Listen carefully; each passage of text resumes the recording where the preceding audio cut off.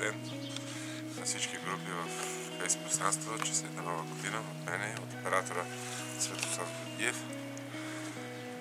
Снимаме пак едно клипче зимно с местоположението на кълбото.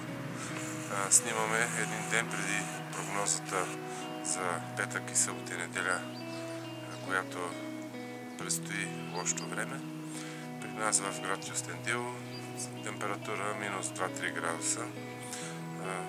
Време е следобедно. Снимаме нарочно при тези температури, за да покажем кълбото, което малко се е разпуснало. Иначе свито не се вижда още ниско на рамката. Какво показваме? Показваме местоположението на кълбото. Правили сме такива клипчета, но правим сега актуално клипче за сезон 2017. Какво предстои да покажем набързо при отваряне на брезента? Входа на кошера, нагоре са питите, стеснен Дадан Блатов корпус, 5-6-7 пити. Кълбото в момента е в начална позиция, качва се нагоре по питите, тръгва назад. Назад венеца се оголемява, отпред питите са полупразни още от есента, за да се сформира своето гнездо.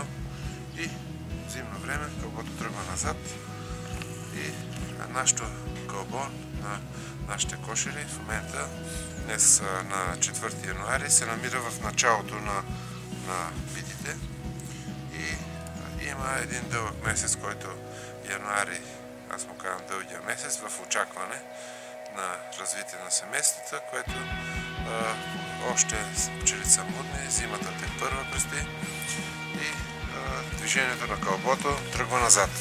Какво следиме постоянно, без да отваряме кошера, без да го тормозиме, без да го простудяваме, следиме топлината. В края на януари се започва да се усеща една топлина по средата на средните пити, която топлина ни подсказва, че вече билото е в по-големи количества и вече трябва да бъдем осторожни тогава за запасите и при едно дълго застудяване подхранваме с пити отгоре върху кълбото с такава цел, че когато стане много студено, пчелите се свиват върху кълбото, върху пилото и дори крайните медови пити остават непокътнати, когато хване такъв студ и семейството умре. Какво правех в началните години на пчеларството? Слагах, когато стане тази топлина, махам средната преграда и слагах в хранилката сурова захар, която е този конденс, който сега в момента има.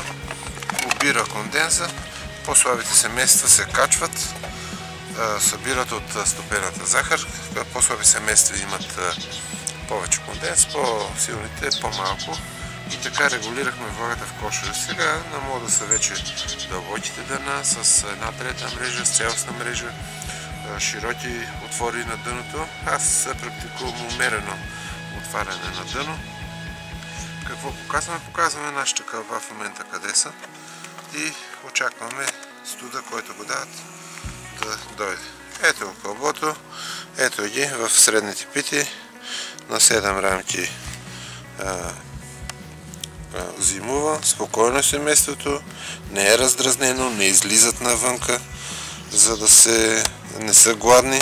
По питите се вижда медовия венец, огромни медови запаси. В началото е кълбото, ето го, има лек конденс, който увлажнява релсата, но рамките са сухи, не са просрани и затваряме, за да не измръзва кълбото. Това е от нас.